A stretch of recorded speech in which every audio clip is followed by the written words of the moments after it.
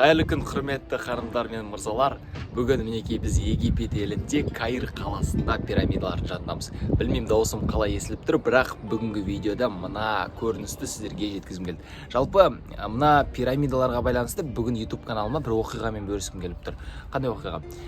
Кезінде пирамидалардың бар кезінде, фараондардың кезінде құлдар болған дейді. Құлдарды ұрып соғып, оларға нан жағаны қамшымен ұрудың арқасында осындай пирамида елінде, пирамида жерінде оларды құлдықта ұстаған екен. Құлдар күнделікті көп көтерілістер жасаған екен. Сол кезде фараонның бір кеңесшісінің бірі келіп, оларды ұрып соққаннан ешқандай пайда жоқ, одан да мен сізге бір кереметтей бір тәсілмен бөлсем дейді. Қандай тәсіл?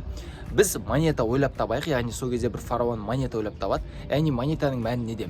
Белгілі бір үлкен бір тасты ертең мен мына пирамидалар жақынан көрсем, сол бір тасты мына жерден екінші бір А точкасынан Б точкасына апарған үшін белгілі бір монета берген екен. Ол монета не істеуге болады? Барып тамаққа немесе үйге құртуға, жаратуға болады екен. Сонымен құлдар не істейді? Ол керемет дейді, там әдеттегі қарапайым құлдарда бір тастан таси бастайды. Отбасы, бала шағасы бар құлдар 2 тастан, 3 тастан тасып, 2-3 көбірек монета алуға тырысады. Уақыт өте келе құлдардың арасында да ақылдылар пайда болады. Солардың бірі тележка дейді, немесе арба дейді. Арбаны ойлап тауып, арбамен таси бастайды. Яғни арбаны ойлап табады, арбамен жаңағыдай кірпіштер тасиды. Жеңіл, 2 адам бірге қосылады, тасиды, денсаулықтарын қатты құртпайды.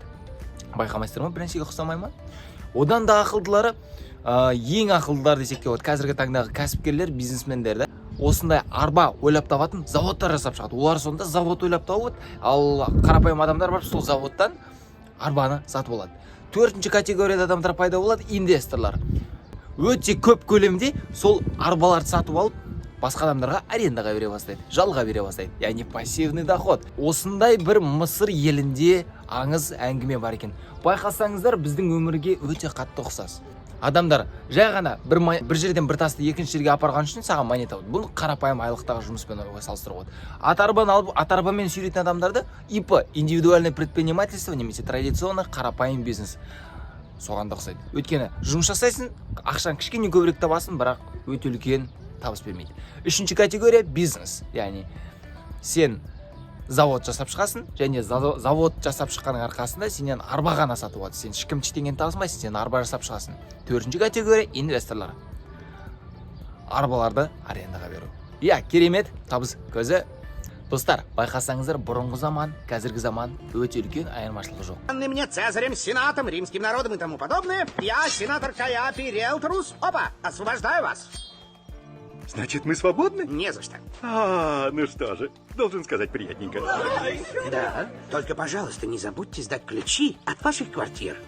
Но, насколько я понимаю, квартиры нам подарили. Да, когда вы были рабами. Так что теперь вы все должны платить 15 сестерцев в неделю за аренду. 15 сестерцев, между прочим. Но, хорошая новость. У нас только что появились вакансии на должность строителей. И зарплата 15 сестерцев в неделю. Согласны? Да, но ваше предложение... Прекрасно, вы наняты. За Нозикус твои новые строители еще не заработали? За работу, дармоеды! Особое приглашение нужно, вам не за это деньги платят! Живо! Все на стройку!